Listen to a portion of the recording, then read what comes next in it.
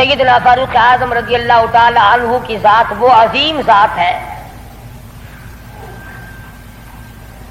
اللہ کے نبی نے اللہ پاک جل شانہ سے جھولی پھیلا کر مانگ کے لیا ہے.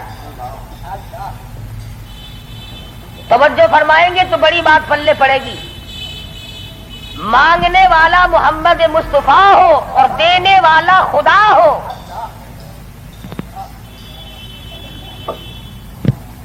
امام الانبیاء نے اپنی حیثیت کے مطابق مانگا ہوگا اور خدا نے اپنی حیثیت کے مطابق دیا ہوگا.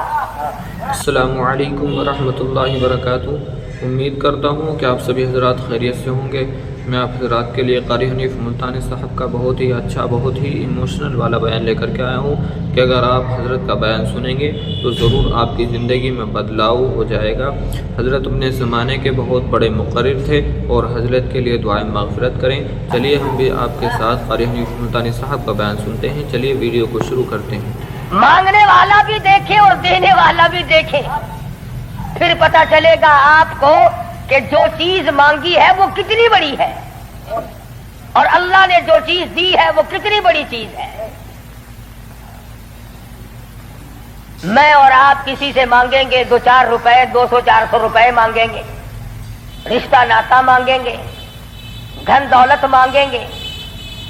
اس نبی نے مانگا, اللہ پاک نے فرمایا میرے محبوب اگر آپ چاہیں تو میں آپ کے منہ مبارک کے لعاب کو سونا بنا دوں. اس نبی نے مانگا, کالی کملی والی ذات نے مانگا, شہنشاہ کائنات نے مانگا اور یوں کہہ کر کے مانگا, الہی تیرا دین کمزور ہے, تیرا اسلام کمزور ہے, تیرا بھیجا ہوا میرے پاس جو ایمان ہے وہ کمزور ہے. خطاب کے بیٹے کو میرا ساتھی بنا دے, تیرے دین میں جان پڑ جائے گی.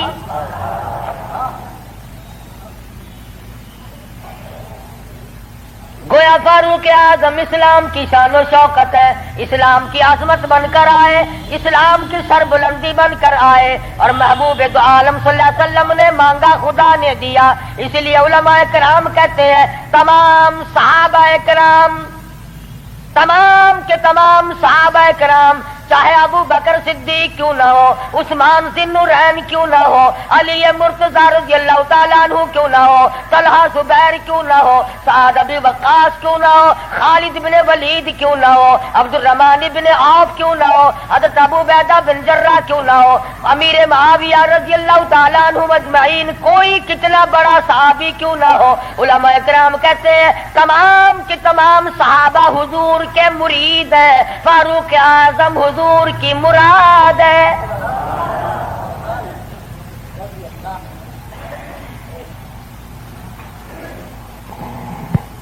نقطوں سے شان کا پتہ چلتا ہے. کسی نے سید عطا اللہ شاہ صاحب بخاری سبقت رحمت اللہ علیہ سے پوچھا, دھیان کرو گے تو انشاءاللہ بات پلے پڑے گی. کسی نے شاہ جی مرحوم سے پوچھا کہ حضرت سیدہ خدیجہ رضی اللہ تعالی عنہا کا درجہ بڑا ہے یا سیدہ عائشہ صدیقہ رضی اللہ تعالی عنہا کا درجہ بڑا ہے؟ دونوں نبی کی گھر والی ہیں.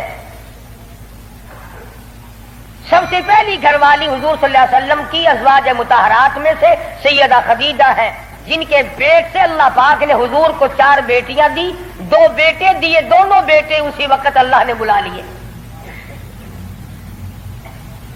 اور اس میں بھی بڑی حکمت تھی کہ ایک لڑکی کی نسل آگے اللہ نے چلائی. دیکھ لو آج تمہارے سامنے کیا کیا فرقہ بنتی. اگر نبی کا بیٹا زندہ رہتا تو کیا بنتا. تو شاہ جی مرحوم سے کسی نے پوچھا کہ سیدہ خدیجہ کا درجہ بڑا ہے یا سیدہ عائشہ صدیقہ کا درجہ بڑا ہے؟ تو شاہ جی مرحوم نے جواب دیا کہ ترازو تو میرے پاس نہیں جو میں درجوں کو تول لوں. اتنی بات معلوم ضرور ہوتی ہے کہ خدیجہ محمد ابن عبداللہ کی بیوی ہے اور عائشہ صدیقہ محمد الرسول اللہ کی بیوی ہے.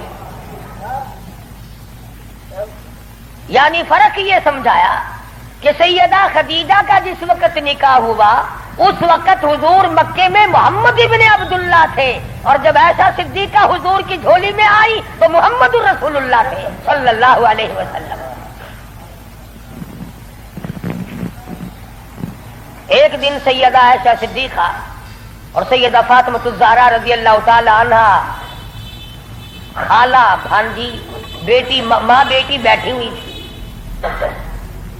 آج ہماری عورتیں تو دنیاوی ضروریات کی گپیں ماریں گی، تیرا سوٹ کیسا، میرے جوتے کیسے، تیری چوڑیاں کیسی، تیرا زیور کیسا، تیرا خامند کیسا، تجھے کتنا خرچہ ملتا ہے۔ نبی کریم صلی اللہ علیہ وسلم کے گھرانے کا حال دیکھو۔ سیدہ فاطمہ الزہرا اور سیدہ عائشہ صدیقہ میں گفتگو چل پڑی۔ فاطمہ الزہرا رضی اللہ تعالیٰ عنہ فرمانے لگی، امی جان میرا درجہ بڑا ہے، میں نبی کی بیٹی ہوں، آپ صحابی کی بیٹی ہیں۔ میں نبی کی بیٹی ہوں، بلکہ امام الانبیاء کی بیٹی ہوں، شہنشاہ کائنات صلی اللہ علیہ وسلم کی بیٹی ہوں، آپ ابو بکر صدیق کی بیٹی ہیں۔ ذہانت تو دیکھیے، علم تو دیکھیے عائشہ صدیقہ رضی اللہ تعالی عنہا کا۔ خدا کی قسم، جس کو خدا کے سلام آئے، جن کو جبریل کے سلام آئے، حضور جن کی جھولی میں ہو تو قرآن اترے۔ سیدہ عائشہ صدیقہ فرمانے لگی، بالکل بیٹی ٹھیک ہے، بے شک مانتی ہوں تیرا درجہ بڑا ہے، آپ شہنشاہ کائنات کی بیٹی ہیں، امام الانبیاء کی بیٹی ہیں، محمد الرسول اللہ کی بیٹی ہیں، آپ کالی کملی والے صلی اللہ علیہ وسلم کی بیٹی ہیں، میں ابو بکر صدیق صحابی کی بیٹی ہوں، بالکل ٹھیک ہے، مگر یہ رشتے ناتے دنیا کے ہیں، لختے جگر میں نے تیرے ابا سے سنا، شہنشاہ کائنات صلی اللہ علیہ وسلم سے سنا، جس عورت کا نکاح جس آدمی کے ساتھ ہوگا قیامت میں اسی کے ساتھ اٹھے گی، اسی کا پلہ پکڑ کے جنت میں جائے گی، تو خاتون جنت ہے فاطمہ۔ میں نے تیرے ابا سے سنا ہے اس بات کے مطابق جس وقت جنت کا داخلہ ہوگا تیرے ہاتھ میں علی مرتضیٰ کا ہاتھ ہوگا، میرے ہاتھ میں امام الانبیاء کا ہاتھ ہوگا۔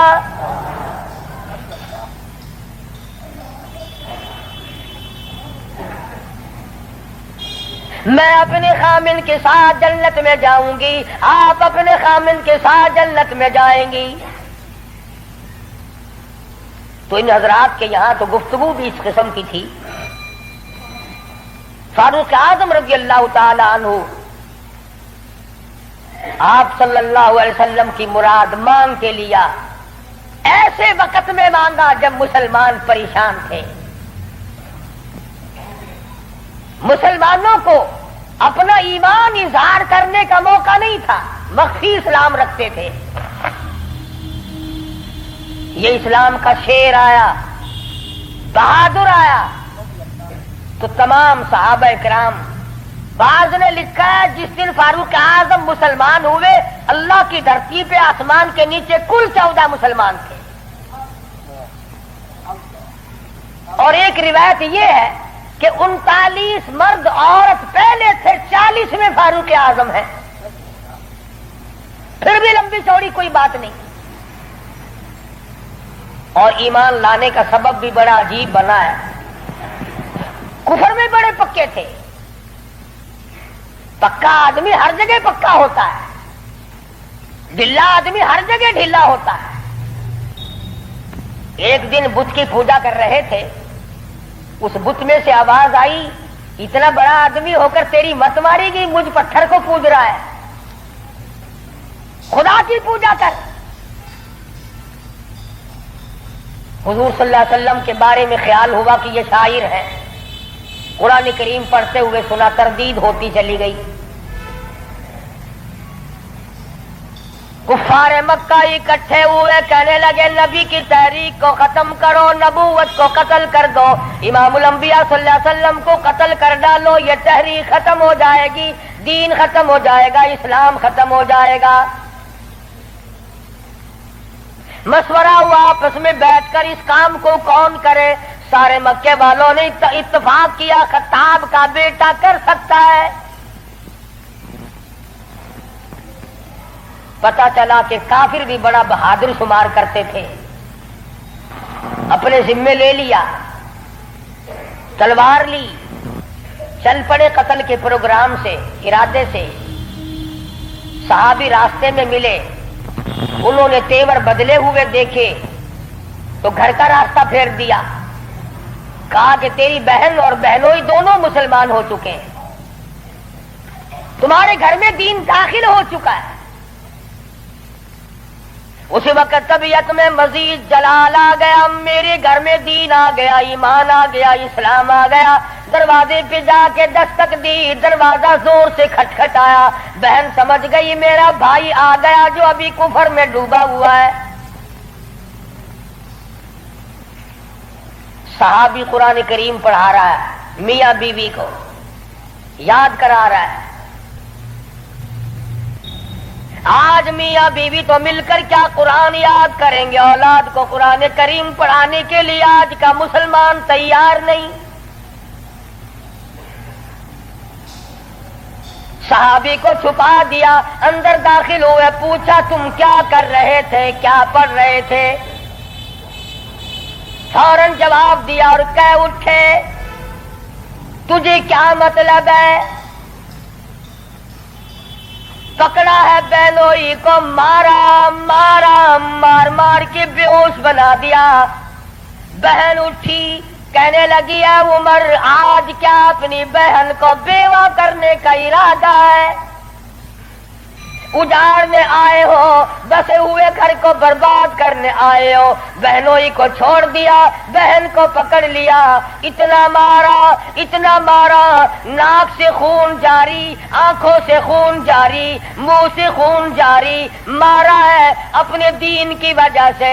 اللہ پاک نے بہن کو توفیق دی، وہ کہنے لگی ہے عمر دل سے نکال دی یہ بات کہ مار کے توحید کی امانت میرے سینے سے نکال دو گے، یہ تو خون کے قطرے قطرے میں بسی ہوئی ہے، رگ و ریشوں میں بس چکی ہے، تو مارتا تھک جائے گا، میں مار کھاتی نہ تھکوں گی۔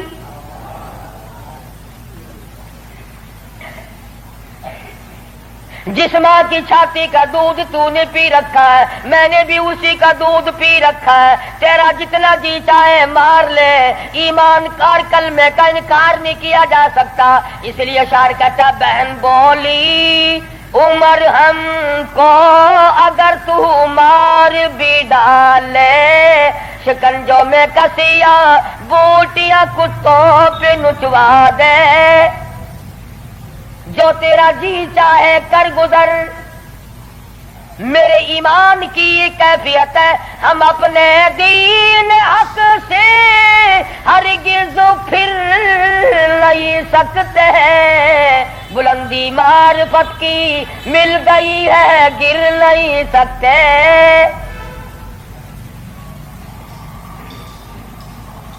جو تیرا جی چاہے کر گزر، قیمہ بنا سکتے ہو، بالکل جان ختم کر سکتے ہو، پر ایمان کا دامن نہیں چھڑا سکتے۔ عورت ذات اور حالت یہ ہے بہن سے نام حق، آنکھوں سے آنسو منہ سے خون جاری، عمر کے دل پہ اس نقشے سے عبرت ہو گئی تاری۔ سوچتے ہیں میرے سامنے کبھی بولی نہیں، آج کیسے بول رہی ہے، کیا بات ہے؟ بھائی سے ڈر جانے والی بہن، روب کھانے والی بہن، کبھی میرے سامنے کلام نہیں کیا۔ کس چیز نے آج اتنی طاقت دے دی، جرأت دے دی، شجاعت دے دی، بہادری دے دی، اسپرٹ داخل کر دی، آج مجھے چیلنج کر رہی ہے، علل اعلان کہتی ہے تو مارتا جا میں مار کھاتی جاؤں گی۔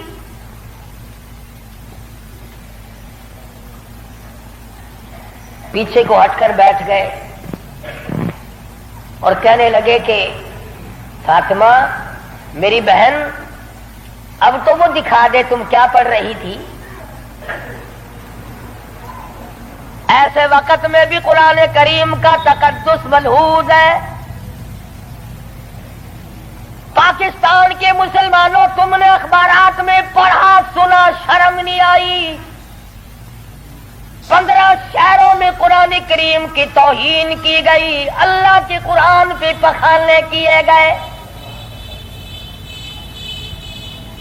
گندگی میں پھینکا گیا، جلایا گیا۔ آج اللہ کا قرآن میرے تیرے دروازے پہ کرلاتا پھرتا ہے، روتا پھرتا ہے، اور مسلمانوں ہے کوئی میرا، او لوگوں میری توہین ہو گئی۔ اس کا وارث کون بنے؟ قرآن کریم کے وارث مدینے کے قبرستان میں سو گئے۔ فاطمہ بنت خطاب نے اس وقت میں بھی ادب کو ملحوظ رکھا، کہنے حالانکہ بال پھٹے ہوئے ہیں، کپڑے پھٹے ہوئے ہیں، خون تھوک رہی ہے، خامد بے ہوش پڑا ہے، ایسی حالت میں بھی کہتی ہے میں تجھے دکھا تو دیتی مگر تو کافر پلیت ہے۔ قرآن کریم میرے اللہ میاں کا مقدس کلام ہے۔ عورت ذات ہو کر ایسے وقت میں بھی بالکل پرواہ نہ کی۔ آج ہم قرآن مجید کی جھوٹی قسمیں کھانے کے لیے تیار ہیں، اس کو تعویذ گنڈوں میں استعمال کرنے کو تیار ہے، مر جائے کوئی میت کی بغل میں رکھ کر قبر تک لے جانے کا مشغلہ بنا لیں گے۔ اور قرآن کریم کے وارث کہاں گئے؟ قرآن کریم کے مالک کہاں چلے گئے جو یوں پوچھے بے ادبی کرنے والوں تم کون ہو؟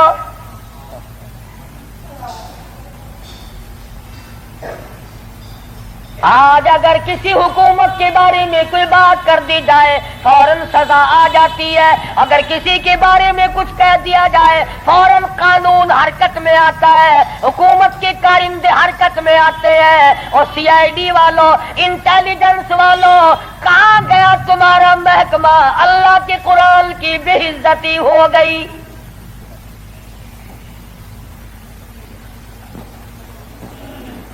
جاؤ فاطمہ بنت خطاب کی قبر سے جا کے پوچھو، لہو تھوک رہی ہے، خامد بے ہوش پڑا ہے، بھائی نے سر کے بال پکڑ کے مارا ہے۔ ارے کون اندازہ لگاؤ، ایک کو مارنے والا غیر ہو، رب ذوالجلال کی قسم یہ فاطمہ بنت خطاب کے جگر سے پوچھو، مارنے والا بھائی ہے، مار کھانے والی بہن ہے۔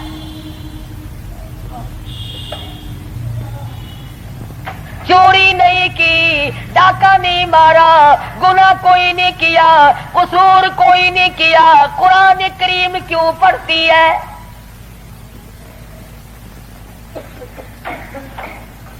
کہنے لگی میں تمہیں دکھا تو دیتی مگر تو ابھی کافر پلیت ہے، وہ میرے اللہ کا کلام پاکیزہ ہے، پاک ہے، وہ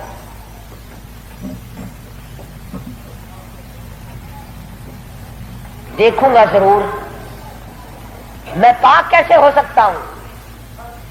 کہنے لگی پانی لاتی ہوں۔ اندازہ لگاؤ، قربان جاؤں فاطمہ بنت خطاب، تیری ایک ایک ادا پہ روتی جاتی ہے، خون تھوک رہی ہے، پانی لا رہی ہے، اور پانی لا کر کے بھائی کے اوپر پانی ڈالتی جاتی ہے، خون بھی تھوک رہی ہے، آنسو بہا رہی ہے، اور آسمان کی طرف چہرہ اٹھا کر یوں چپکے سے جھولی پھیلا دی، الہی باہر کو میں دھو رہی ہوں، اندر کو تو پاک کر دے۔ باہر پانی ڈالنا میرا کام ہے، اندر کو صاف کر دینا یہ تو تیرا کام ہے۔ غسل کرا دیا، قرآن کریم کا ورقہ ہاتھ میں دے دیا، تم سارا قرآن کریم پڑھتے ہو سنتے ہو مگر مردوں کے لیے۔ آج عدالت میں قرآن کریم کے لیے جگہ کوئی نہیں، کچہری میں جگہ کوئی نہیں، مارکیٹ میں جگہ کوئی نہیں، محلے میں جگہ کوئی نہیں، میری تیری شادی میں قرآن کریم کا پوچھنے والا کوئی نہیں، ایوان صدر میں پوچھنے والا کوئی نہیں، کسی معاملے میں قرآن کے جاننے ماننے والا کوئی نہیں۔ ادھر آ، فاروق اعظم نے ایک آیت پڑھی، صرف ایک آیت پڑھی، ادھر حضور صلی اللہ علیہ وسلم کی جھولی پھیلی ہوئی ہے، ادھر فاطمہ بنت خطاب کے آنسو ہیں۔ ایک آیت پڑھنے کے بعد فوراً پکار اٹھے، اور کہنے لگے چلو ڈھونڈے غلاموں کو، چلو ڈھونڈے غلاموں کو، شہنشاہ کر دیا جس نے، زمانے بھر کے غلاموں کو آقا کر دیا جس نے۔ اے میری بہن مجھے بھی یہ دولت ملنی چاہیے جو دولت تجھے ملی۔ اور فرماتے ہیں فاطمہ میں گستاخی کے ارادے سے چلا تھا، قتل کے ارادے سے چلا تھا، اب میرے گلے میں رسی ڈال کر مجھے گلیوں میں سے گھسیٹ کے دربار رسالت میں لے کے جا۔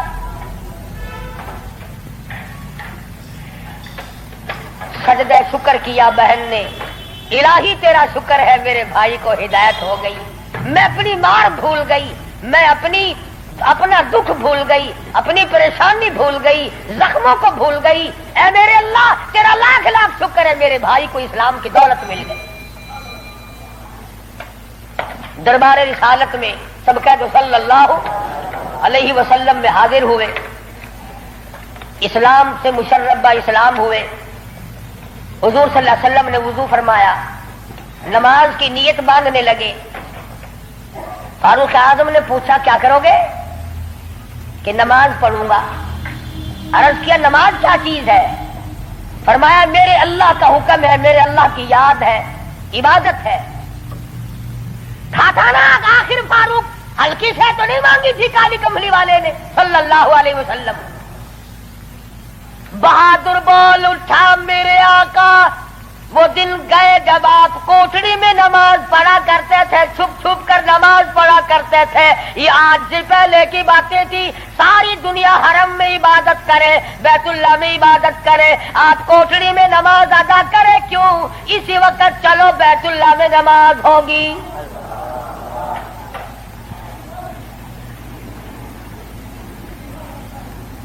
ہلکی میں نے عرض کیا تھا نا کہ ہلکی سے نہیں مانگی نبی نے۔ اور ادھر وہ جو تھا نا دار الندوہ، جہاں بڑے بڑے قریش انتظار میں بیٹھے ہیں، ابھی سر کٹے گا نعوذ باللہ نبی صلی اللہ علیہ وسلم کا، ابھی لاتے ہیں۔ بیت اللہ میں تشریف لے آئے اور مکے کی طرف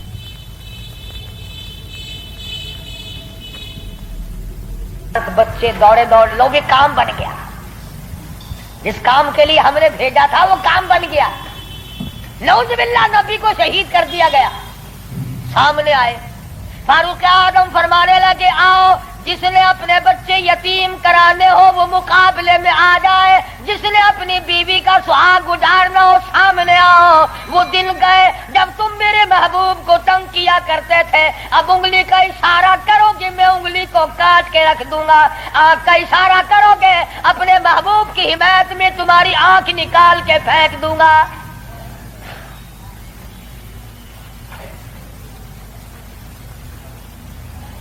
خطاب کے بیٹے تجھے تو ہم نے سر لینے کے لیے بھیجا تھا۔ کہنے لگا ایسا ہی سودا ہوا کرتا ہے، سر لینے آیا تھا مگر سر دے بیٹھا ہوں، سر دے بیٹھا ہوں۔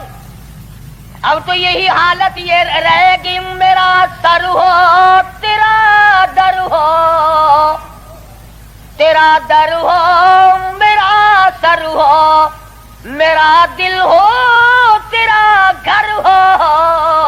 تمنا مختصر سی ہے مگر تمہید کولانی۔ فاروق اعظم مسلمان ہو گئے، قریش سارے مایوس ہو گئے، لو بھی اب خیر نہیں، اب معاملہ بگڑ گیا۔ پروردگار عالم نے وہ شان بخشی، حضور صلی اللہ علیہ وسلم فرماتے ہیں اے عمر، جس گلی سے تو نکل جائے، جس بازار سے تو نکل جائے، اس بازار میں شیطان داخل ہونے کی جرات نہیں کرتا۔ اور یوں فرمایا اگر میرے بعد نبوت کا دروازہ کھلا ہوتا اور ختم نبوت کا تاج میرے سر پہ نہ ہوتا تو میرے بعد تجھے نبی بنایا جاتا۔ اور پھر سیدہ حفصہ رضی اللہ تعالی عنہا فاروق اعظم کی بیٹی ہے، حضور صلی اللہ علیہ وسلم کی گھر والی ہے۔ فاروق اعظم حضور صلی اللہ علیہ وسلم کے سسر ہیں۔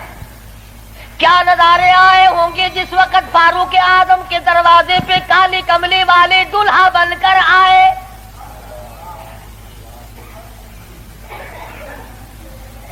جس کا داماد امام الانبیاء ہو، کیا کہنا اس کی عظمتوں کا. اور پھر تمام صحابہ کرام میں جلیل القدر مرتبہ، عظیم مرتبہ، اس طرح سے زندگی گزاری. ایک یہودی اور ایک منافق مسلمان کے درمیان جھگڑا ہوا تلوار پہ. وہ کہتا تھا میری ہے، مسلمان تو نہیں تھا، منافق تھا، وہ کہتا تھا میری ہے. جناب رسول کریم صلی اللہ علیہ وسلم نے فیصلہ فرمایا کہ یہودی کی تلوار ہے، تیرے پاس شاہد نہیں، گواہ نہیں. منافق جانتا تھا کہ فاروق اعظم تیز مزاج آدمی ہے.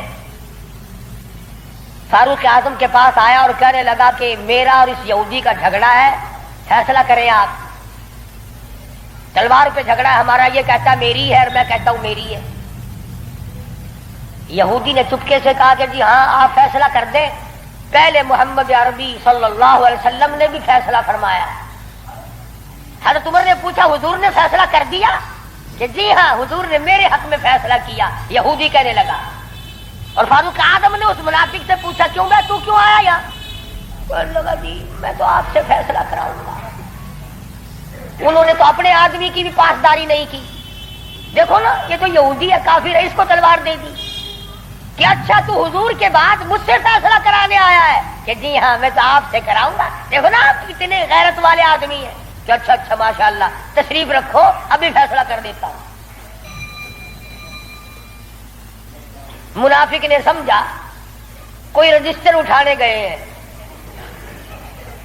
فاروق اعظم اندر سے تلوار لے آئے اور تلوار لاتے ہی منافق کی گردن پہ ماری، اڑا کے رکھ دی. فرمایا جو میرے آقا کا فیصلہ نہیں مانتا، میرے پاس دوبارہ فیصلہ کرانے آئے گا، اس کے لیے میرے پاس یہ فیصلہ ہے. اڑا دی. میرے تیرے ورگا ہوندا نا اوشی جیڑا کچھ آدھا اپنی زبان گندی کریندا پہ تو کو کیا.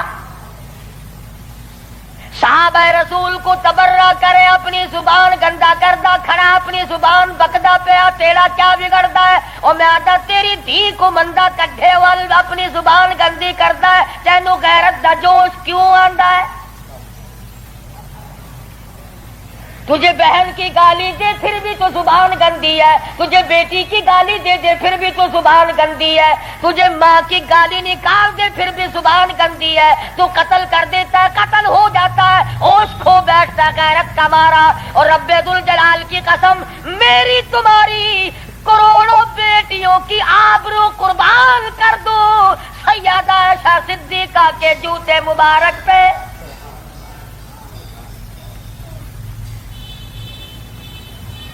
کیوں گالی دے کوئی کسی کو؟ کہاں سے جرت آ گئی؟ کیوں جرت کرتا ہے کوئی کسی صحابی کو یا کسی صحابیہ کو گالی دینے کی؟ وہ مذہب کس کام کا جس میں گالیاں دی جائے؟ وہ مذہب ہے کوئی؟ وہ عبادت ہے کوئی جس میں گالی ہو، سب و ستم ہو، تبرہ ہو؟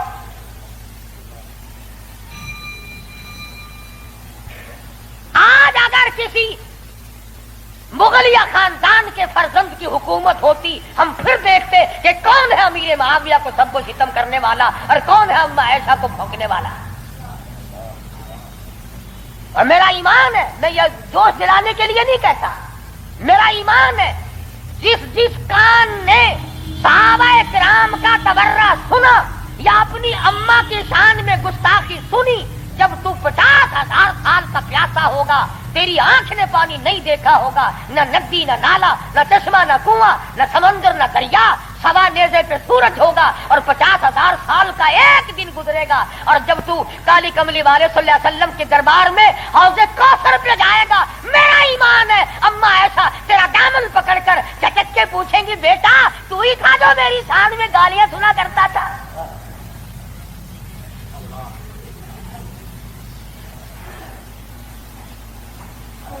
تماشا نہیں ہے، دین ہے دین.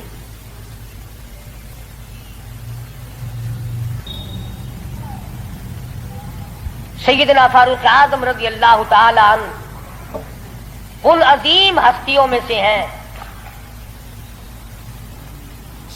جنہوں نے اپنے دور خلافت میں اسلام کے نام پر 18,000 شہر فتح کیے، 18,000 شہر فتح کیے۔ کوئی مائی کا لال ایسا کام قیامت تو آ سکتی ہے مگر فاروق اعظم کی طرح تو فتح تو کر کے دکھائے۔ جن لوگوں نے فاروق اعظم کی شکل دیکھ کر بیت المقدس کی چابیاں حوالے کی تھی، جب لوگوں نے فاروق اعظم کو گالیاں دینی شروع کی، اللہ پاک نے تم سے قبلہ اول چھین لیا۔ جاؤ، تم اس قابل ہی نہیں، جس کے چہرے کی برکت سے تمہیں بیت المقدس ملا تھا اس کو بکواس کر رہے ہو۔ جاؤ، اب بیت المقدس میں یہودیوں کو تو دے سکتا ہوں مگر گالیاں دینے والوں کو نہیں دوں گا۔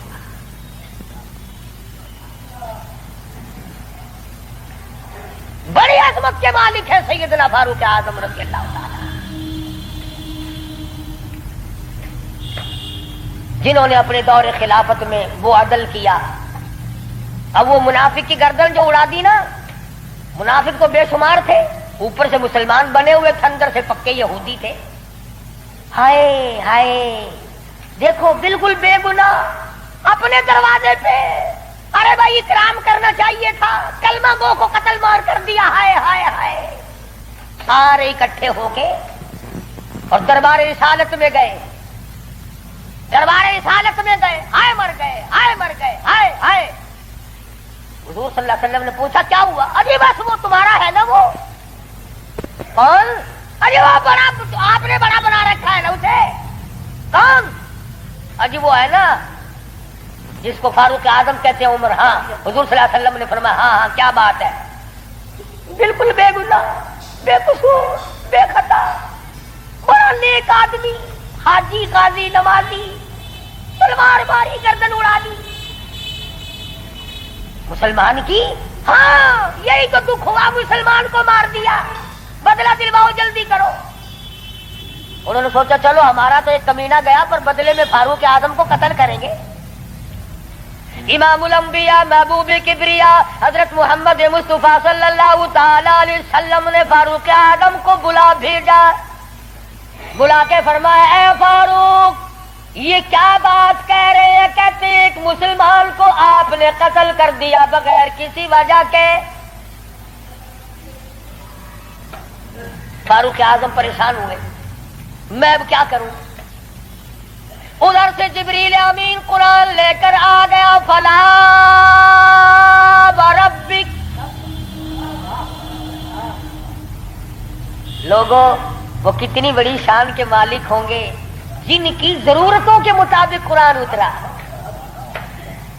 فلا وربک، اے میرے محبوب تیرے رب کی قسم، مجھے اپنی قدرت کاملہ کی قسم، مجھے اپنی الوہیت کی قسم، مجھے اپنے جلال کی قسم، مجھے اپنی پروردگاری کی قسم، لا یؤمنون، اس وقت تک کوئی مسلمان ہو ہی نہیں سکتا، مسلمان بن ہی نہیں سکتا، حتی یحکموک فیما شجر بینہم، اور میرے محبوب جو تیرے فیصلے کو پلٹ دے، جو تیرا فیصلہ نہ مانے، وہ مسلمان کہے گا۔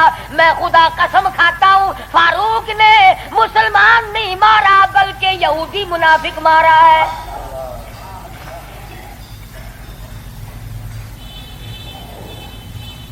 جب قرآن کریم آ گیا، بڑے بھاگے وہاں سے کپڑے جھاڑتے ہوئے کہنے لگے توبہ توبہ، اس کی تو آسمانوں تک بات جاتی ہے، آسمانوں تک۔ وہ فاروق بیت اللہ میں مدنی کریم صلی اللہ علیہ وسلم تشریف فرمائے، عرض کیا میرے آقا میرا دل چاہتا ہے کہ مقام ابراہیم پہ 2 رکعت پڑھا کروں۔ فرمانے لگے عمر، اللہ کے امر کے بغیر میں تو سانس نہیں لیتا۔ اسی وقت قرآن کریم آ گیا، واتخذوا من مقام ابراہیم مصلی۔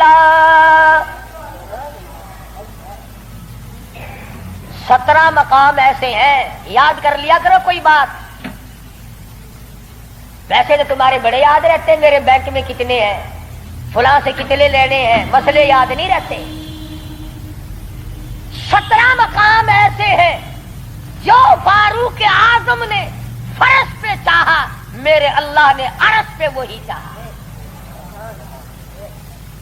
فاروق کی تمنا کے مطابق قرآن اترا، پردے کے مسئلے میں، بدر کے قیدیوں کے مسئلے میں، مقام ابراہیم پر نماز کے مسئلے میں، منافق کے قتل کے مسئلے میں، کتنی مقامات آتے ہیں قرآن کریم میں جو فاروق اعظم نے خدا کی زمین پہ چاہا، اللہ نے اسی کو پسند کر کے عرش پہ چاہا۔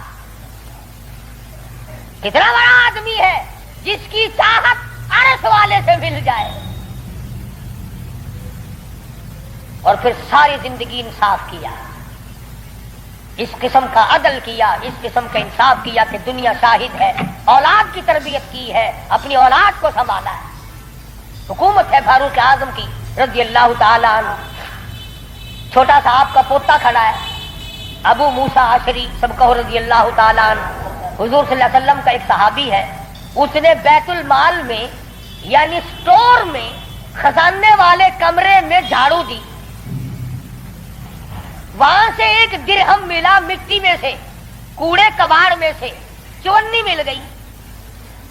ابو موسیٰ اشعری نے فاروق اعظم کا ننھا سا چھوٹا سا پوتا کھڑا ہوا تھا، اس کے ہاتھ پہ رکھ دیا۔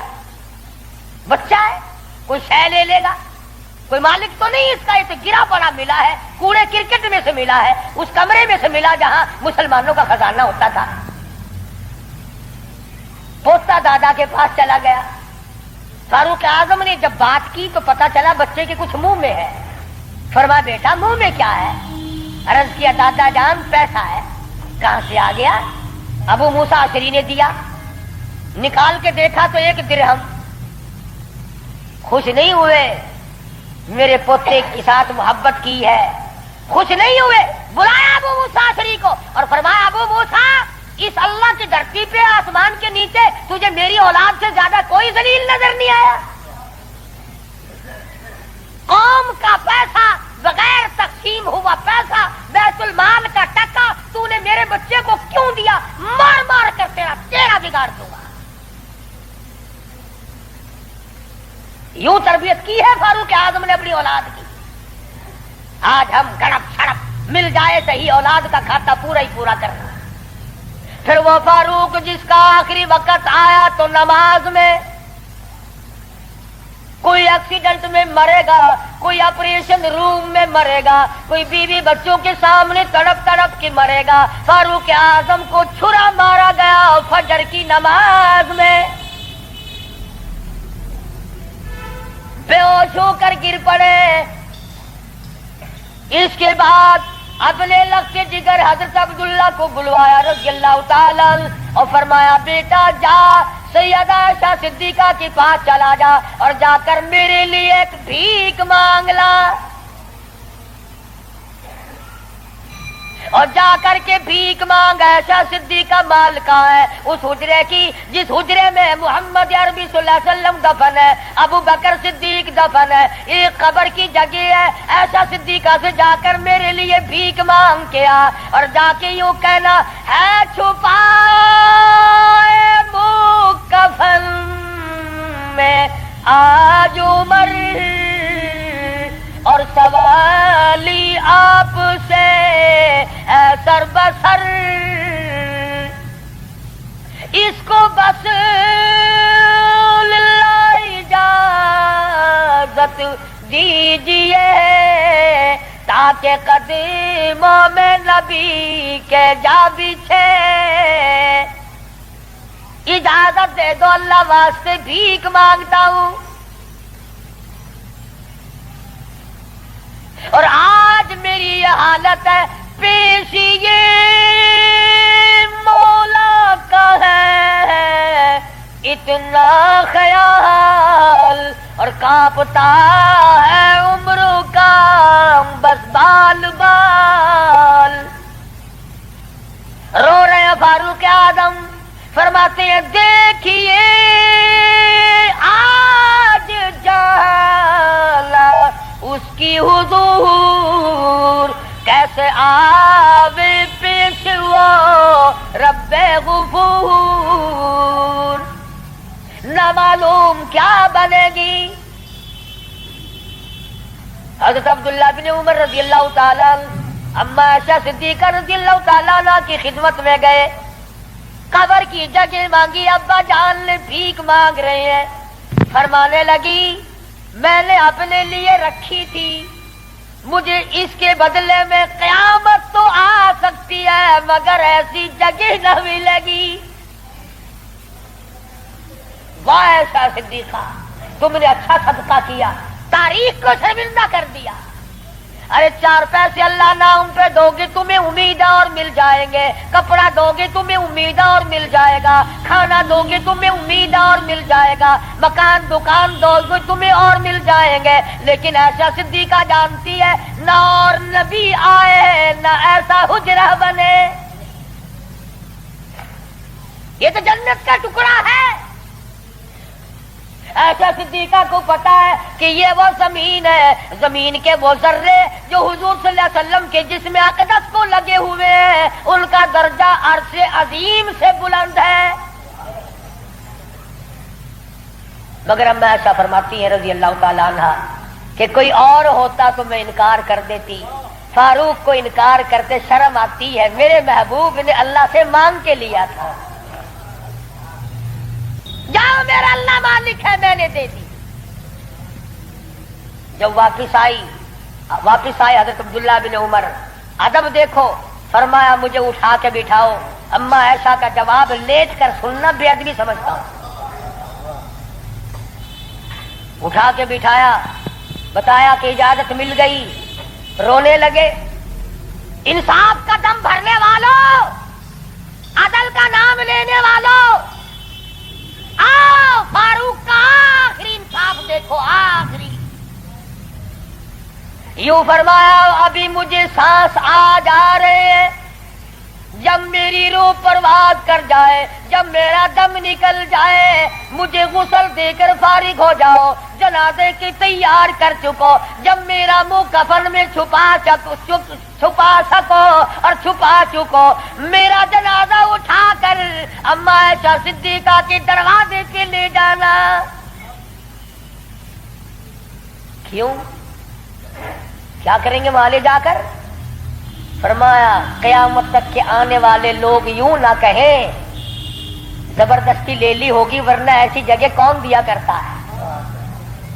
حکمران جو تھا 22 لاکھ مربع میل کا حکمران جو ہے، بادشاہ جو ہے 18,000 شہروں کا فاتح جو ہے، او میاں دبا کے لے لیا ہوگا، کون ایسی جگہ قبر کی جگہ دیا کرتا ہے؟ فرمایا جب میں نہ بول سکوں، میں خاموش ہو جاؤں ہمیشہ کے لیے، میری حکومت نہ رہے، میرا اقتدار نہ رہے، میری حکمرانی نہ رہے، منہ کفن میں چھپا ہوا ہو، اما عائشہ صدیقہ کے دروازے پہ رکھ دینا، پھر اجازت مانگنا کہ آج بھی اجازت پھر دو، اگر اجازت دے تو حضور صلی اللہ علیہ وسلم کی قبر کے برابر دفن کرنا، اگر اس وقت اجازت نہ دے تو جنت البقیع میں دفن کر دینا۔ کتنا بڑا انصاف ہے اور کس قدر خدا کا خوف ہے۔ فرمایا اگر وہ تم نے ایسا نہ کیا، قیامت میں ڈر ہے کہیں شرمندہ نہ ہو جائے۔ جس نے ساری رات لوگوں کی چوکیداری کی، پہرے داری کی، جو اپنی پیٹھ پہ اٹھا کر آٹے اور کھجوروں کی بوریاں غربا کو لا کے بھی دیتا تھا، جو یتیموں اور محتاج اور غریبوں کا کھانا پکایا کرتا تھا۔ جب فاروق اعظم کا انتقال ہوا، مدینے کے یتیم روئے، مدینے کے بیواریں روئی، محتاج روئے، اب کون ہماری خبر گیری کیا کرے گا؟ تو یکم محرم الحرام فاروق اعظم رضی اللہ تعالیٰ عنہ کی شہادت کا دن ہے۔ افسوس یہ ہے کہ ہمیں پتہ ہی نہیں کون شہید ہوا، کون عام موت مرا ہے۔ عثمان ذی النورین شہید مدینہ ہے رضی اللہ تعالیٰ عنہ، فاروق اعظم شہید مدینہ ہے، بلکہ شہید مسجد نبوی ہے۔ حضور صلی اللہ علیہ وسلم کے محراب پہ، حضور کے مصلی پہ کھڑے ہوئے فاروق اعظم کو چھرے مارے گئے۔ اور پھر اس سے بڑھ کر کیا پیار ہوگا؟ تم سارے قرآن کو ٹھیک ہے یاد رکھو، حدیثوں کو یاد رکھو، تاریخی واقعات کو یاد رکھو، اور جسے شک ہو، جسے یقین نہ ہو، وہ آج مدینے چلا جائے اور جا کے پوچھو کالی کملی والے یہ تیری بائیں طرف کون سویا ہوا ہے؟ حضور صلی اللہ علیہ وسلم نے فرمایا ہاکذا نبعث یوم القیامہ، ہم قیام ایک ہاتھ میں ہاتھ صدیق اکبر کا تھا اور ایک ہاتھ میں ہاتھ فاروق اعظم کا تھا، یوں فرمایا جب میں قیامت میں اٹھوں گا ان دونوں ساتھیوں کے ہاتھ میرے ہاتھ میں ہوں گے، ہاکذا نبعث یوم القیامہ او کما قال النبی صلی اللہ علیہ وسلم۔ تو بھائی تمام صحابہ کرام کے خادم بنو، سارے صحابہ پکے سچے، اہل بیت سچے، تمام کے تمام جلیل القدر لوگوں میں سے ہیں، کسی کی برائی نہ کرو۔ انشاءاللہ زندہ رہے اگلے جمعے امام حسین رضی اللہ تعالی عنہ کی شہادت بیان ہوگی۔ باقی ان دنوں میں لوگوں میں دستور ہے، رواج ہے، شہادت نامے غلط غلط کتابیں چھپی ہوئی ہیں، جنگ نامے پڑھنے کا، جنگ زیتون پڑھنے کا اور غلط غلط روایات قسم کی باتیں سننے کا۔ اس لیے ہماری گزشتہ دوسرے تیسرے سال کی کیسٹیں ہیں شہادت امام حسین رضی اللہ تعالیٰ عنہ کی، یہاں میرے لڑکا باہر طیب دروازے پہ لیے بیٹھا ہے، میں نے خود منگائی ہیں تاکہ عورتیں سنیں، مرد سنیں، پڑوسنے سنیں، آپ سنیں، گھر والے سنیں اور اہل بیت کی محبت سے واقف ہوں، ان کی عظمت سے واقف ہوں، ان کے طریقہ کار سے واقف ہوں۔ تو اس تمام چیزوں کو ملحوظ خاطر رکھتے ہوئے جہاں آپ اپنے گھر کی ہر چیز کو خریدتے ہیں کہ اس کے بغیر گزارا نہیں، اس کے بغیر گزارا نہیں، میں یہ بھی کہتا ہوں کہ اہل بیت کی محبت کے بغیر بھی گزارا ہے، اہل بیت کی محبت کے بغیر بھی گزارا نہیں۔ کیوں؟ اس لیے کتنی بڑی شان ہوگی اس جوان کی جو حضور کے کندھے پہ بیٹھ کے کھیلا کرتا تھا۔ ایک بات عرض کر دوں، آخری معمول چھوٹی سی بات ہے، یہاں کندھے پہ سیدنا امام حسین بیٹھے ہیں سب کو رضی اللہ تعالیٰ عنہ، اور حضور اپنے کندھے پہ اٹھا کر مدینے کی گلی میں تشریف لے آئے تو فاروق اعظم نے فرمایا سبحان اللہ، کتنی شاندار سواری ہے، کتنی شاندار سواری ہے۔ تو حضور نے فرمایا اے عمر یوں بھی کہو نا کہ کتنا شاندار سوار ہے، سوار بھی کتنا شاندار ہے، کتنا بہترین ہے۔ تو کیسٹ میں آپ کو سب کچھ ملے گا، اور میں میں انشاءاللہ بتاؤں گا کہ حسین کے کان میں اذان کس نے دی، حسین کے حلق میں گھٹی کس نے ڈالی، حسین کھیلتا کہاں تھا، حسین کی زندگی کس نے بنائی، تربیت کس نے کی، تعلیم کس نے دی، کس ماحول میں ہوئی، یہ انشاءاللہ آئندہ جمعہ سویرے سویرے آنا۔ باقی ان دنوں میں شہادت امام حسین کی کیسٹ لے جاؤ، خود سنو، ہوٹلوں پہ، دکانوں پہ، بیٹھکوں میں، گھروں میں بیٹھ کر سنو، صحابہ کرام اور اہل بیت کا ذکر محبت کے ساتھ ہوگا، یہ بھی اجر عظیم کا ذریعہ بنے گا۔ وآخر دعوانا ان الحمدللہ رب العالمین۔ اللہم صلی وسلم وبارک علی سیدنا مولانا محمد۔ اللہم صلی وسلم وبارک علی سیدنا مولانا محمد النبی الامی الہاشمی وعلی آلہ واصحابہ برۃ الکرام۔ یا اللہ سب بیماروں کو شفا عطا فرما۔ قاری عبد الاول کے سسر کو تکلیف ہے، اللہ پاک شفا کاملہ عاجلہ مستمر عطا فرمائے۔ ایک اور ساتھی ہے، ان کا بھائی بیمار ہے، میری طبیعت پورا ہفتہ ہو گیا بڑی ناساز ہے، دعا فرماؤ اللہ تبارک و تعالی سب کو صحت کلی عطا فرمائے، موت آئے تو سب کو کلمے اور ایمان والی موت عطا فرما۔ یا اللہ سارے صحابہ کرام کا خادم بنا، صحابہ کرام کا غلام بنا، اہل بیت کا غلام بنا، سب کے کاروبار میں برکت عطا فرما۔ یا اللہ بدعات اور رسومات سے بچا، پروردگار عالم محمد کریم صلی اللہ علیہ وسلم کی غلامی نصیب فرما۔ محرم میں جو جائز کام ہے ان کو کرنے کی توفیق عطا فرما، اور جو بدعات قسم کی ہے ان تمام چیزوں سے ہم سب کو بچنے کی توفیق عطا فرما۔ الہ العالمین تیرے محبوب صلی اللہ علیہ وسلم نے ہمیں قرآن دیا، صحابہ کرام دیا، اہل بیت دیا، ان سب کی ہمیں غلامی نصیب فرما۔ یا اللہ سب کی بگڑی بنا دے۔ یہ حاجی عبد رمضان صاحب کا بچہ اسپتال میں داخل کرائیں گے، مقبول نام ہے، بازو کا آپریشن ہوگا، اللہ پاک کامیاب فرمائے۔ اور بھی کئی لڑکیوں نے کہا ہے دعاؤں کے لیے، اللہ پاک ان کی مشکلوں کا آسان فرمائے، اللہ پاک سب کے دکھ دردوں کو دور فرما، سب کی جھولیاں بھر دے، سب کو اپنے خزانے۔ امید کرتا ہوں کہ آپ سبھی حضرات کو قاری حنیف ملتانی صاحب کا بیان پسند آیا ہوگا۔ چلیے پھر ملیں گے ایک نئی ویڈیو کے ساتھ، خدا حافظ۔